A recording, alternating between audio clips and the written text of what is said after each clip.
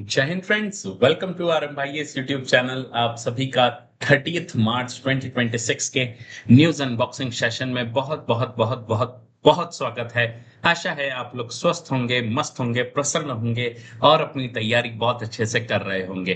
तो चलिए आज के न्यूज अनबॉक्सिंग सेशन को शुरू करने से पहले मोटिवेशन कोट देखते हैं आज का। क्या कहता है आज का motivation quote? Keep your face always towards the sunshine and shadows will fall behind you. कितनी अच्छी बात कही है। वॉल्ट विटमैन का ये कोट है बच्चों। He is a very great American poet. उन्होंने कहा था कि आप अपना जो सर है, आप अपना जो फेस है वो हमेशा किसकी तरफ रखें? सनशाइन की तरफ रखें। और जो आपके शेडोज हैं it will fall behind you, है ना। क्यों रखना है फेस सनशाइन की तरफ? इसका मतलब क्या है? That you have to always be positive, you have to always be hard working, है ना। इसके अलावा आपको जीवन में और कोई दूसरा काम नहीं देखना। You should always be positive, hard working, है ना, humble, and all your shadows यानी all your fear will fall behind you. आपके जितने भी फियर हैं वो ऑटोमेटिकली ही आपके पीछे चले जाएंगे अगर आप हम्बल हैं, पॉजिटिव हैं, हार्ड वर्किंग है ना, you are bit spiritual. Then आपके शेडोज आपके पीछे चले जाएंगे, आपके फियर आप अपने पीछे छोड़ते चले जाएंगे। तो अपने ये कोट अपने जीवन में हमेशा याद रखना बच्चों, ठीक है। चलिए टेबल ऑफ कंटेंट्स की बात करें तो आज न्यूज के पर्सपेक्टिव से देखें बच्चों तो ज्यादा कोई इंपॉर्टेंट मंडे न्यूज़पेपर आया नहीं है। ये बड़ी हैरानी वाली बात है। वही रिपीटेड न्यूज है जो मैं क्लास में डिस्कस करके आपको और बोर नहीं करना चाहता। लेकिन 3 एडिटोरियल हमारे बहुत काम के हैं। तीनों एडिटोरियल कौन से हैं? सबसे पहला, missed opportunity to guarantee minimum wages. जो मनरेगा स्कीम थी, आप लोगों को पता है मनरेगा स्कीम का नाम चेंज करके अभी क्या कर दिया गया है? वीबी जी राम जी बिल कर दिया गया है। तो ये जो वीबी जी राम जी एक्ट है उसका ये क्रिटिसिज्म है कि मनरेगा का जो नाम चेंज करके ये सही किया या गलत किया, इसका क्रिटिसिज्म है। इसको देखेंगे। सेकंड एडिटोरियल जो हम लोगों को डिस्कस करना है वो है the bill that secure IPS officers role in deputation. हाल ही में एक बिल आया है ना, फॉर द सीएपीएफ के लिए, है ना, सेंट्रल आर्म्ड पुलिस फोर्स के लिए एक बिल आया है, अमेंडमेंट आया है। उसका जो है एक क्रिटिकल इवैल्यूएशन है, क्या अच्छा है क्या बुरा है, ये सारी चीजें हैं, इसको देखेंगे। ये आर्टिकल मेरे ख्याल से बहुत इंपॉर्टेंट है क्योंकि यूपीएससी में ऐसे इश्यूज बहुत कम देखने को मिलते हैं। तो डेफिनेटली मेंस के पर्सपेक्टिव से, है ना, मेंस के पर्सपेक्टिव से इट इज वेरी इंपॉर्टेंट।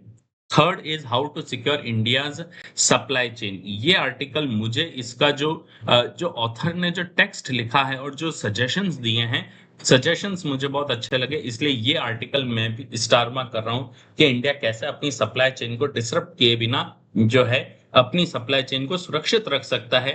ये एडिटोरियल उसके ऊपर है और बहुत अच्छा एडिटोरियल, मैं कह सकता हूं कि ये एडिटोरियल मानता हूं। तो चलिए without wasting much time let's start the very first editorial that is a missed opportunity to guarantee minimum wages, है ना। जैसा मैंने आपको बताया Mahatma Gandhi national rural employment guarantee act का जो नाम है वो बदलकर क्या कर दिया गया है? विकसित भारत गारंटी फॉर रोजगार एंड आजीविका मिशन ग्रामीण एक्ट, जिसको VBG Ramji act for short बोला जाता है।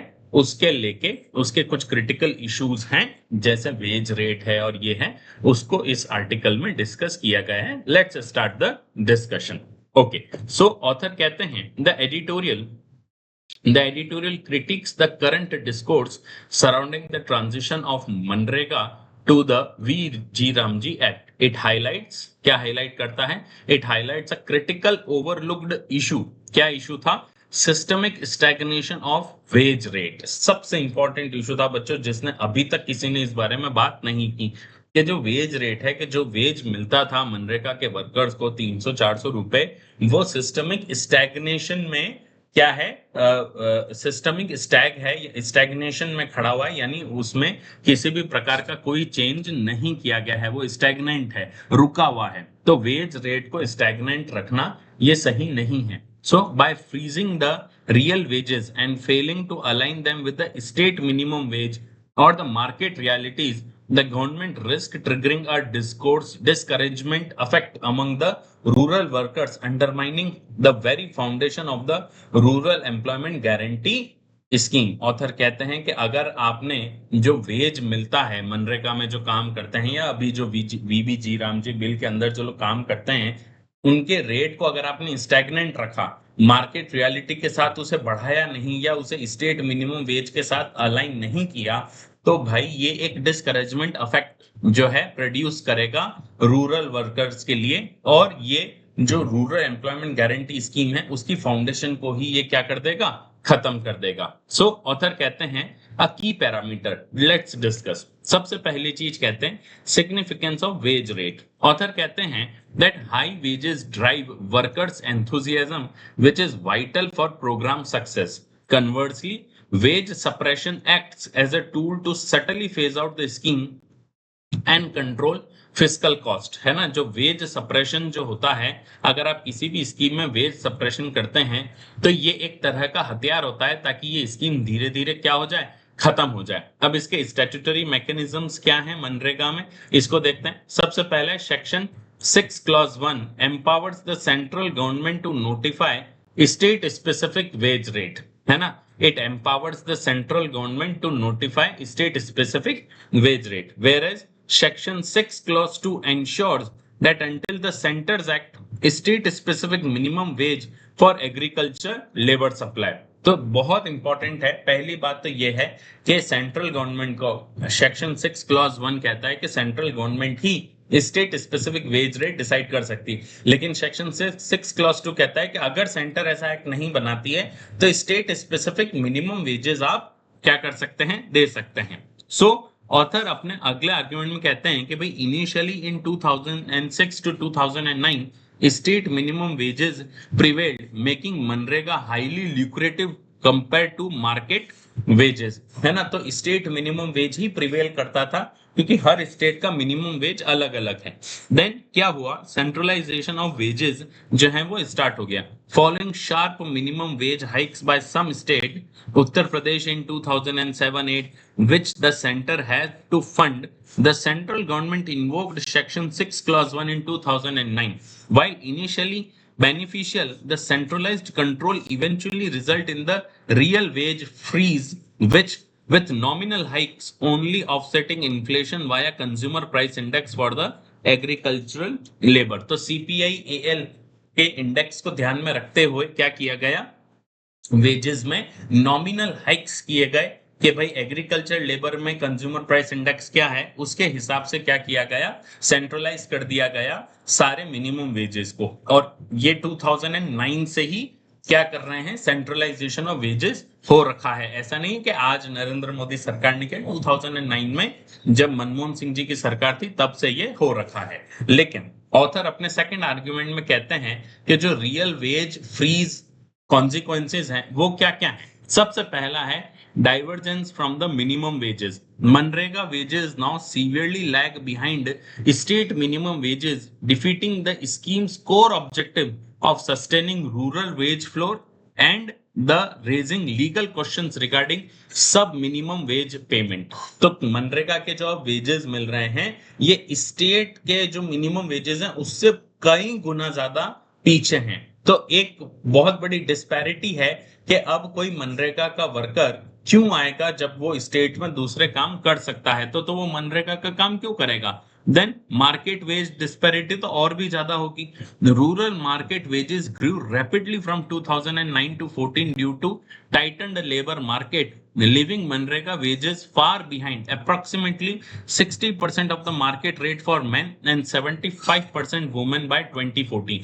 अब आप देखिए ये डेटा आप लोगों के लिए कितना इंपॉर्टेंट है कि 2009 से 2014 के बीच में जो लेबर मार्केट टाइट होने की वजह से जो रूरल मार्केट वेज थे वो बहुत तेजी से बढ़े, लेकिन जो मनरेगा के वेज हैं वो जो वेजेस मिल रहे हैं, जैसे 100 रुपए मिल रहे हैं, तो अगर 100 रुपए सपोज रूरल मार्केट वेज है, आप इस तरह से समझना 60% ऑफ द मार्केट रेट का मतलब है अगर 100 रुपीज मार्केट रेट है, रूरल मार्केट वेज है, तो मनरेगा वर्कर को केवल 40 रुपए ही मिलेंगे। 60% of the market rate for man, 60%, यानी केवल 40 से 50 रुपए ही उसे मिलेंगे। फार बिहाइंड बोला गया, मनरेगा वेजेस आर फार बिहाइंड, यानी 60% फार है, यानी 40 रुपए ही मिलेंगे। और औरतों को कितना मिलेगा? औरतों को केवल 25 रुपया मिलेगा। अब आप सोचिए, रियल रूरल वेजेस है 100 रुपए, लेकिन आदमी को मिल रहा है 40 और औरत को मिल रहा है 25 रुपए, right? Then payment delays and technical hurdles. Unlike market wages paid promptly, scheme wages suffer long, uncertain delays exacerbated by technical failures in Aadhaar-based payment system and national mobile monitoring system. तो अगर आपने market veg promptly paid नहीं किए तो फिर long ascertain delays जो हैं वो चलता रहेगा कि भाई आज आधार नहीं चल रहा है, आज नेशनल मोबाइल मॉनिटरिंग सिस्टम नहीं चल रहा है, and this will start the disencouragement effect and corruption.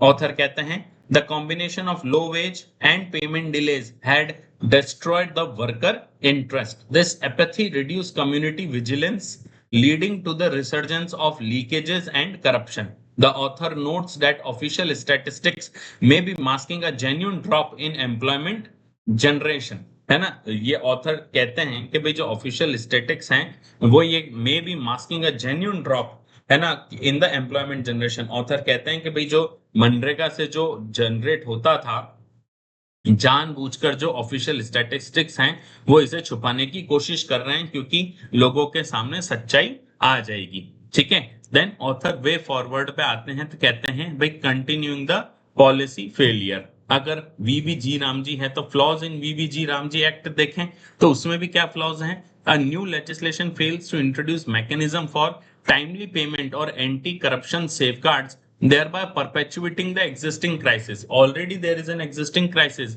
और उसमें आपने ऐसा कोई मैकेनिज्म नहीं डाला है कि टाइमली पेमेंट हो या एंटी करप्शन सेफगार्ड हो, उसमें आपने ऐसा कुछ नहीं डाला है ना, तो ये चीज सही नहीं है। Contradictory wage setting. Under the new act, wage costs are shared in 60-40 ratio between the center and state. जो वीबीजी रामजी एक्ट आया है उसमें जो वेज कॉस्ट है उसमें वेज कॉस्ट कितना है? 60-40 रेशियो का वेज कॉस्ट है। Despite this shared burden, this removes the 2009 rationale for the central control. The center retains wage setting power under section 10 while dropping the minimum wage guarantee equivalent to MNREGA section 6.2. तो ऐसा कोई, आपने पहली बात तो आपने state के ऊपर बर्डन कॉस्ट डाल दिया कि भाई 60-40 रेशियो होगा। दूसरी बात, आपने जो है वही 2009 का जो रेशनल था वो आपने यूं का यूं रिटेन कर लिया सेक्शन 10 के अंदर कि भाई जो है अब हम ही क्या करेंगे। सेक्शन 10 के अंदर आपने डाल दिया कि भाई सेंटर ही क्या करेगा, मिनिमम वेज डिसाइड करेगा। देन मिसिंग लीगल शील्ड, है ना, MNREGA contained a non obstante clause. ये बहुत इंपॉर्टेंट चीज है बच्चों क्योंकि आपसे प्रीलिम्स पर्सपेक्टिव में पूछा जा सकता है कि भाई नॉन ऑब्स्टेंट क्लॉज क्या होता है, यानी not withstanding any contained in the Minimum Wages Act 1948 that legally protected the center when paying below the minimum wages. The VBG Ramji Act lacks this clause. सबसे इंपॉर्टेंट बात है कि मनरेगा जो है उसके अंदर नॉन ऑब्स्टेंटी क्लॉज था, यानी अगर आपने मिनिमम वेज एक्ट 1948 से कम दिया तो ये गलत होगा, आपको जवाबदेही होगी आपकी। लेकिन वीवीजी रामजी एक्ट में ये क्लॉज ही नहीं डाला गया है, नॉन ऑब्स्टेंटी क्लॉज ही नहीं डाला गया है। तो व्हाट इज वे फॉरवर्ड, है ना, क्या वे फॉरवर्ड है? Without the non obstante clause paying below minimum wages under the new act is legally vulnerable. ठीक है, is legally vulnerable. The centre must notify wages equal to the higher than state minimum wages to ensure legal compliances, boost real wages and establish a transparent updating rule. ठीक है, तो ये चीज ध्यान रखिएगा कि non obstante clause is the must under the new act, वरना ये एक्ट बहुत ज्यादा वनरेबल होगी हमारे रूरल वर्कर्स के लिए। ठीक है, चलिए मेंस प्रैक्टिस क्वेश्चन देखते हैं। The stagnation of real wages and the imposition of technocratic bottlenecks have diluted the core mandate of the rural employment guarantee schemes in India. Analyze the structural bottlenecks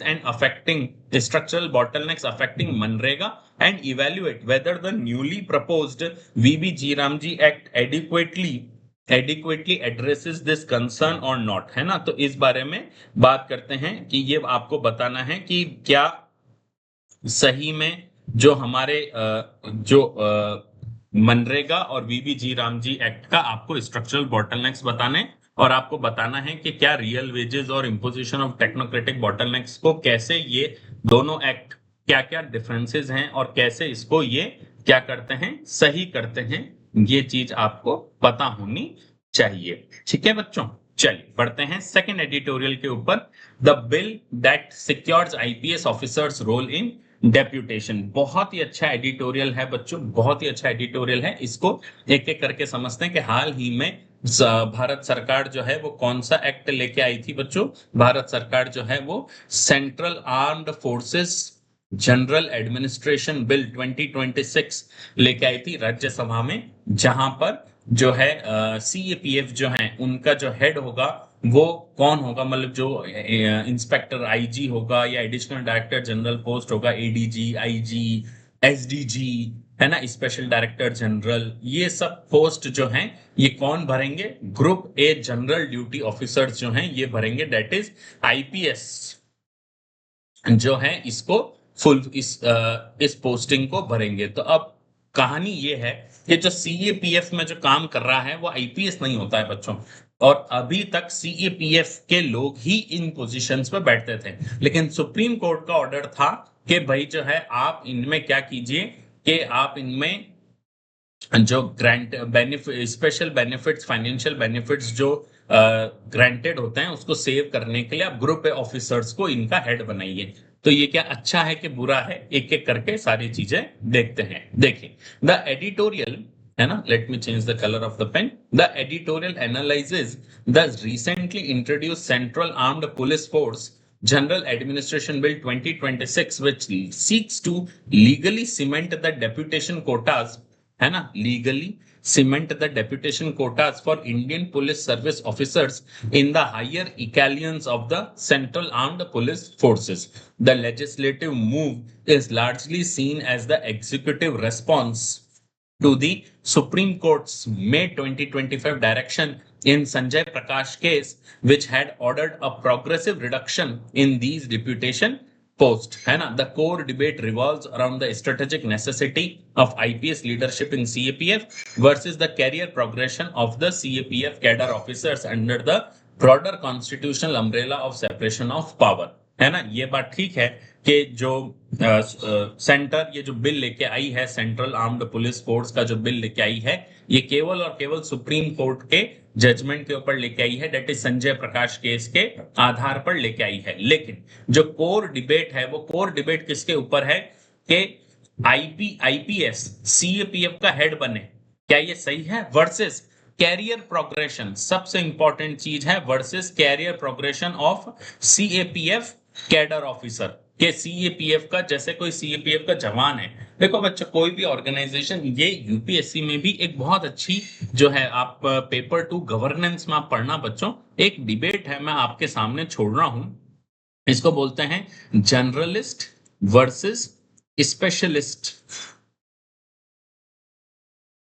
journalist versus specialist की debate UPSC में भी है बच्चों, है ना, कि आज कई लोग, मैं इसको थोड़ा सा समझा देता हूं कि डिबेट क्या है। देखो बच्चों, जैसे सीएपीएफ के जो कैडर ऑफिसर्स हैं, सीएपीएफ का जो एग्जाम होता है और उसमें जो लोग ज्वाइन होते हैं, सपोज एक 23 साल का लड़का ज्वाइन हुआ, ठीक है, अब जो 23 इयर्स ओल्ड जो बच्चा है जो सीएपीएफ में ज्वाइन हुआ, उसका लॉन्ग टर्म एम क्या है, भाई वो सरकारी नौकरी है वो तो छोड़ेगा नहीं, but 20 years down the lane या 30 years down the lane, what he aspires when he become at the age of है ना 50 to 55 years का जब वो होगा, तो what he aspires to become, he aspires to become the head of the CAPF, हाँ या ना, हेड ऑफ सीएपीएफ अगर उसमें पोटेंशियल है तो, है ना, तो he wants to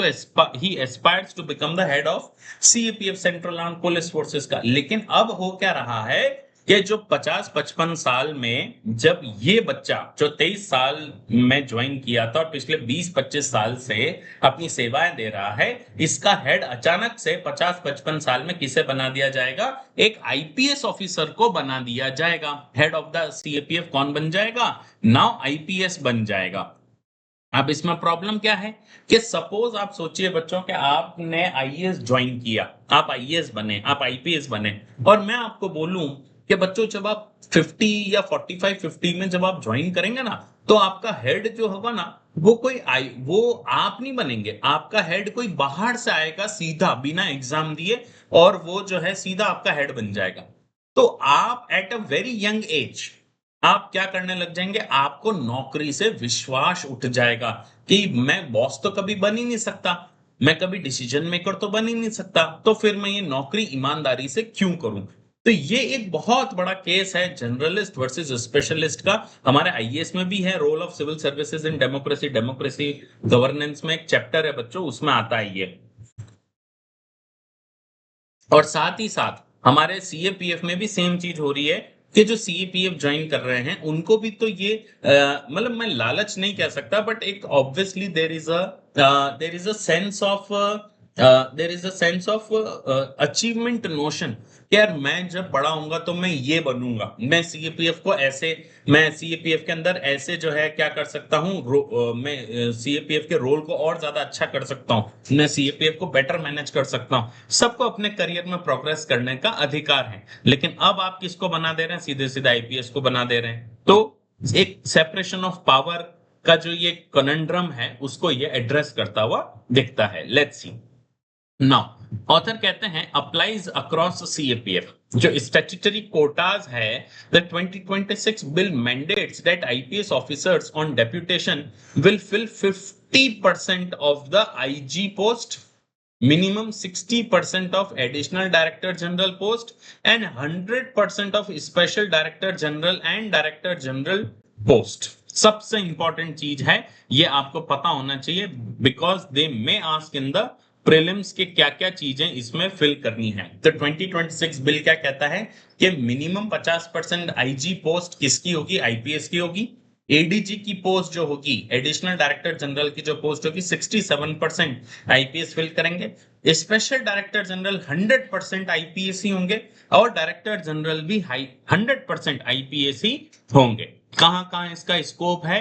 the act applies significantly to the 5 major CAPF. जो 5 मेजर सीएपीएफ हैं उन सब पे ये अप्लाई करते हैं, that is central reserve police force, border security force, central industrial security force, Indo Tibetan border police and Sashastra Seema Bal. 5 हैं, है ना? CRPF, CRPF, then BSF, then CISF, then ITBP और सशस्त्र सीमा बल, और सशस्त्र सीमा बल। इन 5 पर लागू होगी, ये चीज ध्यान रखना, आपसे पूछेंगे। Central reserve police force, border security force, central industrial security force, Indo Tibetan border police and Sashastra Seema बल। तब जुडिशियल फ्रिक्शन की बात करें तो the bill acts as an instrument to override the supreme courts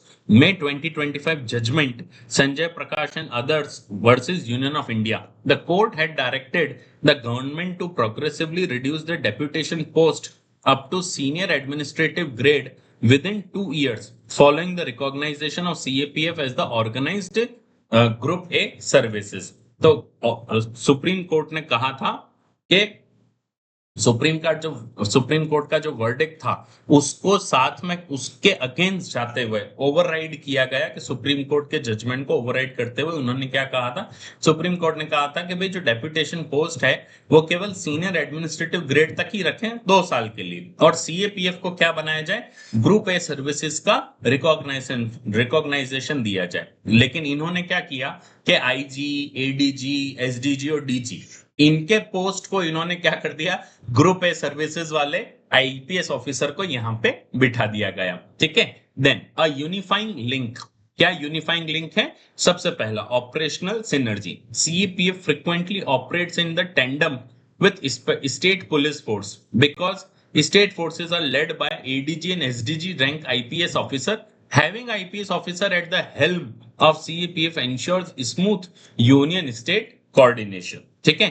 Then Sardar Vallabh भाई पटेल का विजन क्या था? The author invokes Sardar Patel, who envisioned the all India services, especially the IPS, as the unifying link between union and the state upholding the constitutional mandate. तो जो CAPF है भले ही ये काम स्टेट में रहकर ज्यादा करती है, लेकिन अगर आईपीएस ऑफिसर इनके हेड होते हैं तो सीधी सी बात है कि जो बेटर कोऑर्डिनेशन है वो बहुत अच्छे से देखने को मिलेगा. ठीक है. देन काडार इंटीग्रेशन की बात करें तो recent minister of home affairs guidelines जो जनवरी 2026 में आई थी makes a 2-year central shift stint mandatory for IG empanelment. This ensures IPS officer serves as the superintendent of police और deputy inspector general level in CAPF, fostering better camaraderie with native group A general duty officers. ठीक है. तो ये सबसे important बात है कि 2 साल का तो उन्हें सर्व करना ही पड़ेगा. उनका जो टेन्योर होगा वो 2 साल के लिए फिक्स कर दिया गया हर जगह. तो ये उनको रेपो बनाने में है ना, कैमरेडरी जो है ये बनाने में बहुत ज्यादा काम आएगा. देन जुडिशरीज रोल क्या होगा? सेपरेशन ऑफ पावर देखें तो the editorial argues that declining the leadership structure of security forces is an exclusive policy matter belonging to executive and legislature, not the judiciary. So limit of judicial review, the court are meant to interpret law, not plunge into policy making. The author cites precedent stating that policy wisdom is not amenable to judicial review unless it is arbitrary, irrational or violates constitutional or statutory provisions. Constitutional precedents की बात करें तो citing Gazula Dashrath Rama Rao versus the state of Andhra Pradesh 1960 and one rank one pension case, the author highlights that service conditions do not enshrine fundamental right. आपको पता है कि हमारे armed forces के लिए आर्टिकल 33 अलग से fundamental right है. उन फंडामेंटल राइट्स को देने का अधिकार केवल और केवल किसके पास है? स्टेट के पास मौजूद है, यानी सेंटर के पास मौजूद है. कोडिफिकेशन बाय द सॉल्यूशन की बात करें तो by codifying IPS deputation into law, the executive is securing its policy domain and removing ambiguities that led to the divergent judicial interpretation, while suggesting that CAPF cadre issue should be solved via timely cadre reviews rather than removing IPS leadership. ठीक है. तो ये सबसे अच्छी बात है कि judiciary जो थोड़ा बहुत ओवर रीच करना चाहती थी, सेंटर ने उसे पहले ही रोक लिया बिल बना के, ताकि किसी भी तरह की एम्बिग्यूटी ना हो. ठीक है. मेंस का प्रैक्टिस क्वेश्चन देखते हैं. Critically examine the strategic rationale behind the heavy reliance on the Indian police service officers for the top leadership roles within the central armed police forces. केंद्रीय सशस्त्र police बलों के भीतर शीर्ष नेतृत्व की भूमिकाओं के लिए भारतीय पुलिस सेवा अधिकारियों पर भारी निर्भरता के पीछे रणनीतिक तर्क की आलोचनात्मक जांच करें. जीएस पेपर 2 से जुड़ा हुआ बहुत अच्छा सवाल है. 150 वर्ड्स का में लिखना है. 10 मार्क्स का क्वेश्चन है. अगर आपने अपना आंसर लिखा है तो आप अपना आंसर iasrf@gmail.com पे भेज सकते हैं, ताकि हम आपके आंसर का इवैल्यूएशन 2 आवर्स के अंदर करके विद प्रोज एंड कॉन्स आपको वापस आपके आंसर भेजते हैं, ताकि आपके मेंस की प्रिपरेशन और अच्छे से चल सके. ठीक है. चलिए बढ़ते हैं आज के तीसरे और आखिरी एडिटोरियल की तरफ, आर्टिकल की तरफ, that is how to secure India supply chain. ठीक है. जीएस3 इकोनॉमी से जुड़ा हुआ है. Let's discuss. The editorial examines India's profound integration into global supply chain and resulting economic vulnerabilities exposed by recent geopolitical tensions in the West Asia, while India has strong downstream manufacturing, यानी किसी भी चीज को assemble करना, ये करना है ना, agriculture export capabilities, its heavy reliance on imported upstream inputs, that is spanning crude oil, edible oil, critical industrial intermediates, necessitates an urgent strategic shift towards domestic capacity building, diversification and long term resilience. बच्चों मैंने आपको हमेशा ये चीज पहले भी बताई थी कि ये जो 2 शब्द हैं, down stream manufacturing and upstream manufacturing, मैंने आपको हमेशा बताया है कि downstream manufacturing and upstream manufacturing जो है ये बहुत इंपॉर्टेंट टर्म है आप लोगों से आगे सवाल पूछने के लिए कि व्हाट इज डाउनस्ट्रीम मैन्युफैक्चरिंग और अपस्ट्रीम मैन्युफैक्चरिंग। अपस्ट्रीम मैन्युफैक्चरिंग होती है बच्चों जहां से जैसे क्रिटिकल मिनरल्स को अपन लेते हैं या क्रूड ऑयल लेते हैं सब सपोज, तो क्रूड ऑयल को एक्सट्रैक्ट करना, निकालना, क्रूड ऑयल को रिजर्व करके रखना और क्रूड ऑयल को बेचना is called as upstream. Crude oil को रिफाइन करना, क्रूड ऑयल को मंगवाना और क्रूड ऑयल को रिफाइन करना इज डाउनस्ट्रीम। तो इंडिया क्रूड ऑयल को रिफाइन कर सकता है, लेकिन क्रूड ऑयल चूंकि इंडिया के पास है ही नहीं तो वो अपस्ट्रीम इनपुट्स उसका बिल्कुल भी नहीं है। That's why author has written heavy reliance on the imported upstream inputs. तो जो क्रूड ऑयल वहां पे निकला हुआ है उसको हम रिफाइन बहुत बढ़िया कर सकते हैं, स्ट्रॉन्ग डाउनस्ट्रीम मैन्युफैक्चरिंग है, लेकिन अपस्ट्रीम मैन्युफैक्चरिंग हमारे पास नहीं है। अब क्रूड ऑयल में आप कह सकते हो सर क्रूड ऑयल होगा तो हम अप स्ट्रीम डाउन स्ट्रीम खेलेंगे ना, ठीक है, लेकिन मेटल्स जैसे हम लोग मोबाइल फोन बनाना या हमारे सोलर पावर प्लांट के लिए सोलर पैनल्स बनाना, तो हम लोग हमारे सोलर पैनल्स खुद नहीं बनाते हैं। हम क्या करते हैं जो कोर कंपोनेंट्स हैं वो मंगवाते हैं और फिर क्या करते हैं हम उसे यहीं पे असेंबल करते हैं। तो असेंबल करना इज डाउनस्ट्रीम और उसे बनाना, मेटल्स को लेके आना, क्रिटिकल मिनरल्स को उसमें जोड़ना, that is called as upstream. तो इंडिया में अपस्ट्रीम ज्यादा अच्छा नहीं है, डाउनस्ट्रीम बहुत अच्छा है। तो ऑथर यही कह रहे हैं कि इंडिया के सप्लाई चेन को कैसे सिक्योर किया जाए। सबसे पहला आर्ग्यूमेंट ऑथर रखते हैं ensuring flow of energy, high import vulnerability. India imports approximately 85% of its crude oil, over 50% of its natural gas, making the economy highly sensitive to geopolitical shocks। ये data आप लोगों के सामने हमेशा ही रहने चाहिए कि आपको पता होना चाहिए कि इंडिया अपना crude oil 85% of the crude oil India लेके आता है और 50% ऑफ द नेचुरल गैस जो है वो भी इंडिया क्या करता है, बाहर से मंगवाता है। तो जब भी कोई जियोपॉलिटिकल शॉक आएगा इंडिया सबसे ज्यादा वनरेबल इसमें होगा। मैक्रो इकोनॉमिक इंपैक्ट की अगर बात करें तो what will be the macro economic impact, a $10 per barrel increases in the crude prices can inflate the import bill by 13 to 14 billion.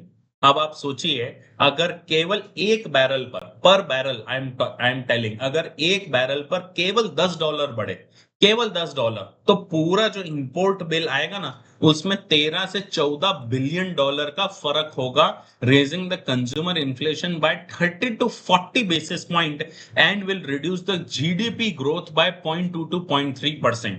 अब आप सोचिए कि इसका कितना बड़ा मैक्रो इकोनॉमिक इंपैक्ट होगा कि अगर क्रूड ऑयल की प्राइसेस में थोड़ा सा भी फ्लक्चुएशन होता है तो। देन ऑथर कहते हैं कि रिन्यूएबल एनर्जी ट्रांजिशन ये एक सॉल्यूशन है क्या। ऑथर कहते हैं achieving the target of 500 gigawatt of non-fossil capacity by 2030 is crucial, but it must be supported by investment in renewable energy storage to maintain grid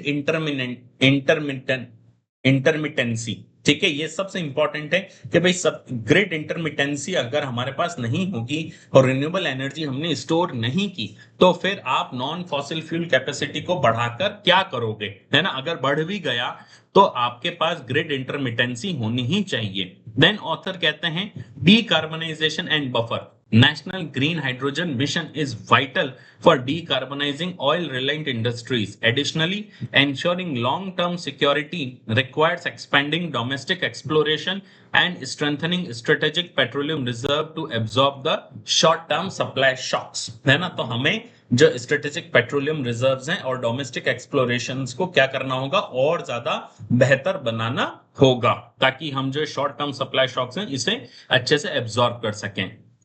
author अपने second argument में कहते हैं securing food security, right. Then import dependence in agriculture, author अपने पहले argument में कहते हैं food security को कैसे सिक्योर करें।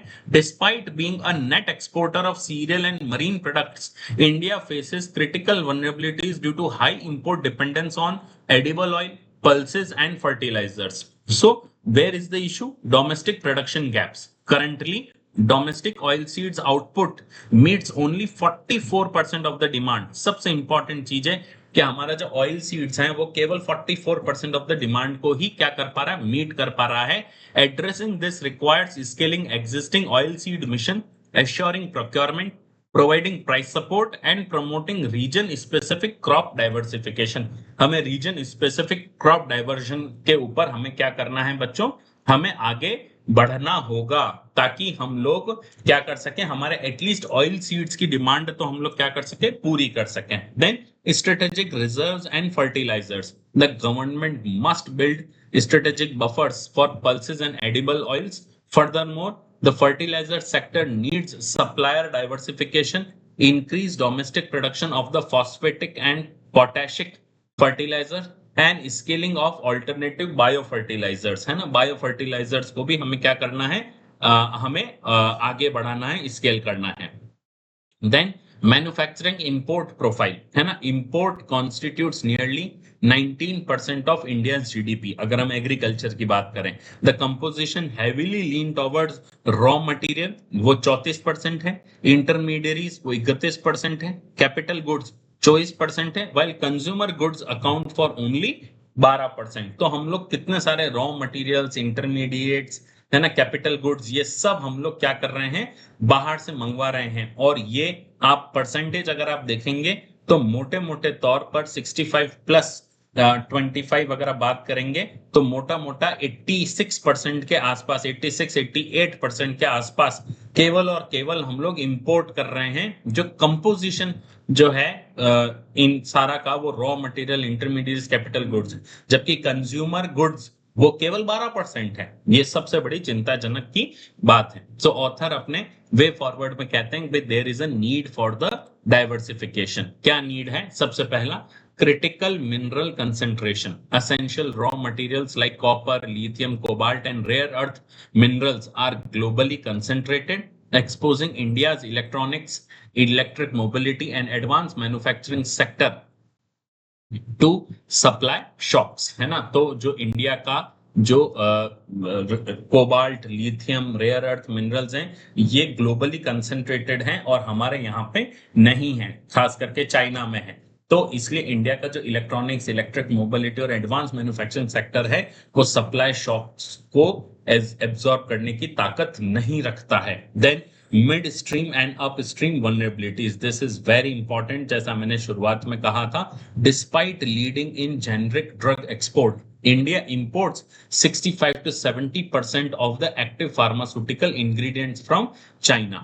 Similar dependencies exist for semiconductor and display units for East Asia. अब आप सोचिए, हम लोग दुनिया में जेनरिक ड्रग का सबसे बड़ा एक्सपोर्ट हमारा है, लेकिन फिर भी हम 65 to 70% एपीआई हम लोग चाइना से मंगवाते हैं। Now this is very very very important thing कि हम लोग क्यों इतना डिपेंडेंट हैं, right. Similar dependencies exist for semiconductors and display units from east Asia. तो किस तरह के स्ट्रेटेजिक इंटरवेंशंस हमें करने की जरूरत है? स्ट्रेटेजिक इंटरवेंशंस किस तरह के चाहिए? सबसे पहला, shift policy focus from incentivising final assembly to deepening domestic manufacturing of intermediates, that is API, semiconductors, है ना। हमें केवल फाइनल असेंबली को ही इंसेंटिवाइज नहीं करना है, उन्हें पैसा नहीं देना है, हमें डोमेस्टिक मैन्युफैक्चरिंग और इंटरमीडिएट्स को भी हमें क्या करना है, हमें क्या करना है, उसे बढ़ावा देना है। Then second is forge strategic partnership and long term supply agreement in resource rich region like Africa and Latin America. हम स्ट्रेटेजिक पार्टनरशिप और लॉन्ग टर्म सप्लाई एग्रीमेंट हमें करना है किसके साथ? अफ्रीका और लैटिन अमेरिका के साथ, ताकि हमारा जो सप्लाई एग्रीमेंट और लॉन्ग टर्म सप्लाई एग्रीमेंट होगा तो हमें शॉक एब्जॉर्ब करने में, जो ग्लोबल जियोपॉलिटिकल शॉक्स हैं उसे एब्जॉर्ब करने में हमें फायदा मिलेगा। Then promote the re-engineering of industrial processes by adopting input-efficient production method and alternative material to lower structural import intensity. सबसे अच्छी चीज क्या होनी चाहिए कि हमें क्या करना है?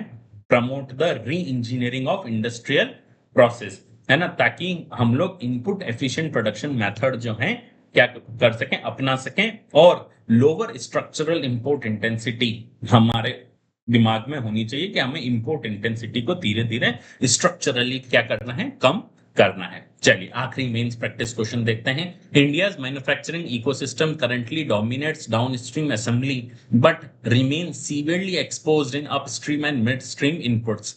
Examine the reason behind this structural vulnerability and propose a multi-pronged strategy to secure industrial supply chain.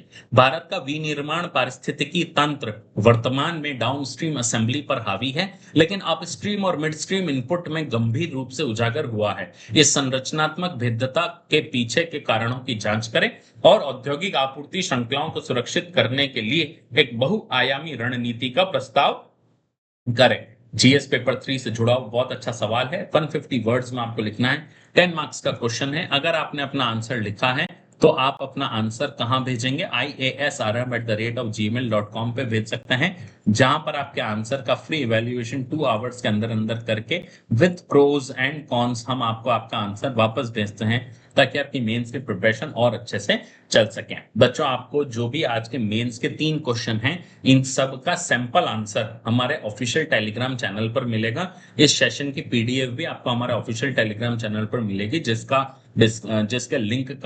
जिसका लिंक मैंने मेरे डिस्क्रिप्शन में दिया हुआ है। राइट, तो आज के लिए बस इतना ही। Make this day great. खूब मन लगाकर पढ़िएगा, किसी भी बात की चिंता मत कीजिएगा, हंसते मुस्कुराते हर कठिनाई आप लोग पार कर लेंगे। ठीक है, make this day great. Subscribe to this channel, like this video, share this video and channel to the friends group who are as serious as you are in your UPSC journey। मैं मिलूंगा आपसे कल सुबह वापस इसी समय। तब तक के लिए खूब मन लगाकर पढ़िएगा। Keep learning, keep revising and stay curious. Bye bye.